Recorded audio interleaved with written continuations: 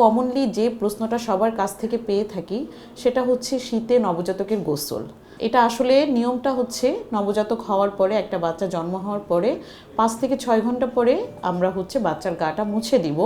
বাচ্চার গায়ের উপরে আমরা অনেক সময় দেখি যে একটা সাদা আবরণ, যেটাকে আসলে বলে ভার্নিস ক্যাজুসা। আমরা অনেকেই ভুল করে বাচ্চাকে তাড়াতাড়ি ময়লা ভেবে এটা গোসল করিয়ে এই জিনিসটা ফেলে দিই, কিন্তু আমরা অনেকেই বুঝি না এই জিনিসটা আসলে বাচ্চার শরীরে তাপমাত্রাটা নিয়ন্ত্রণ করার কাজ করে। এটা আসলে কখনোই করা যাবে না। আমরা বলি যে একটা সুস্থ স্বাভাবিক বাচ্চা যে সময় মতো হয়েছে এবং যার ওজন স্বাভাবিক আছে, সেই বাচ্চাটা অ্যাটলিস্ট 72 ঘন্টা বা 3 দিন পরে আমরা একটু ঈষদুষ্ণ পানিতে গোসল করাবো। তবে গোসল করানোর আগে আমাদেরকে কতগুলো জিনিস খেয়াল করতে হবে, যেমন বাচ্চার নাভিটা ভেজা আছে কিনা, বা নাভিটা লাল হয়ে আছে কিনা, কিংবা নাভি থেকে কোনো প্রকার পুঁজ বা তরল জাতীয় পদার্থ বের হয়ে আসছে কিনা। যদি এরকম কিছু থাকে তাহলে সেক্ষেত্রে আমরা 7 দিন পর থেকে নিয়মিত গোসল করাতে পারবো। তবে এক্ষেত্রে পানিটা অবশ্যই হতে হবে আমাদেরকে ঈষদুষ্ণ, অর্থাৎ পানিটা কুসুম গরম। আপনি অবশ্যই আগে পানিটা চেক করে নেবেন।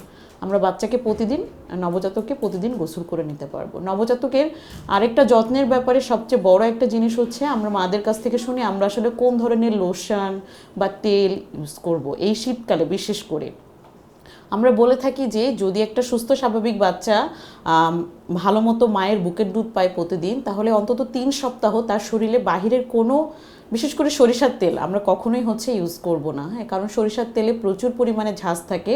আমাদের নবজাতকের চামড়াগুলো বা স্কিনগুলো অনেক কি বলবো নমনীয়, যেটা এই ঝাঁজের কারণে অনেক সময় আমরা দেখা যায় বাচ্চার মায়েরা দৌড়ে আমাদের কাছে চলে আসে, বাচ্চার শরীরে লাল লাল র্যাশ দেখা যায় এবং অনেক স্কিন ইনফেকশনের থাকে। সেই ক্ষেত্রে 3 সপ্তাহ পর থেকে আপনারা যে কোনো একদম খুব নমনীয় যে কোনো একটা অলিভ অয়েল বা তেল বা মাইল্ড একটা বেবি লোশন ইউজ করবেন। জাস্ট শুধু স্কিনটাকে হচ্ছে একটু ভেজা রাখার জন্য। গোসল করে আসার 3 মিনিটের মধ্যেই গায়ের মধ্যে লোশনটা মাখালে স্কিনটা সবসময় হচ্ছে ভেজা থাকবে।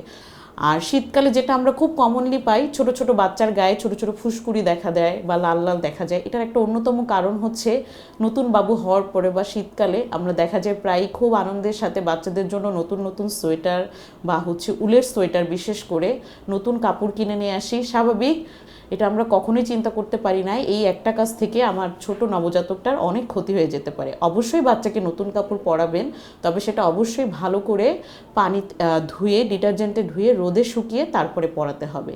আর বিশেষ করে উলের সোয়েটারগুলো পরানোর ক্ষেত্রে আমাদেরকে খেয়াল করতে হবে যে বাচ্চাকে এই উলের সোয়েটারের নিচে যেন একটা পাতলা কাপড় থাকে, যাতে বাচ্চার শরীরে বা বাচ্চার স্কিনে কোনো প্রকার র্যাশ অথবা কোনো স্কিন ইনফেকশনের সুযোগ না থাকে। মারা আমাদেরকে আরও একটা জিনিস জিজ্ঞাসা করে, আমি ফ্যানের পাওয়ারটা বাড়িয়ে রাখবো না কমিয়ে রাখবো ম্যাডাম?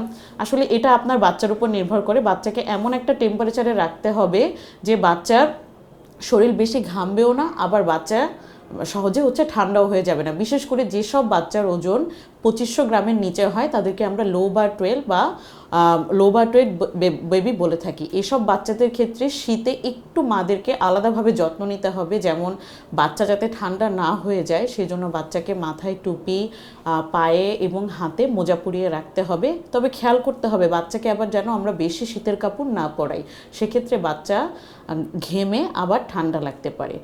আর 1 মাস বয়সী বাচ্চাদের খুব কমনলি আমরা দেখতে পাই যে বাচ্চাগুলা প্রায়ই হচ্ছে একটু মানে নাক বন্ধ। মা এসে আমাদের কাছে বলে যে মা বাচ্চা রাতে ঘুমাতে কষ্ট হচ্ছে বা নাক দিয়ে একটা শব্দ হচ্ছে।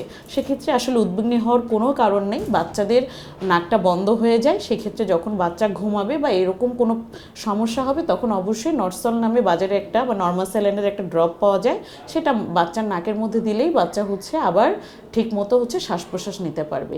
জাস্ট বাচ্চাকে একটু আলাদাভাবে একটু সতর্ক হয়ে যত্ন নিলেই হয়ে যাবে।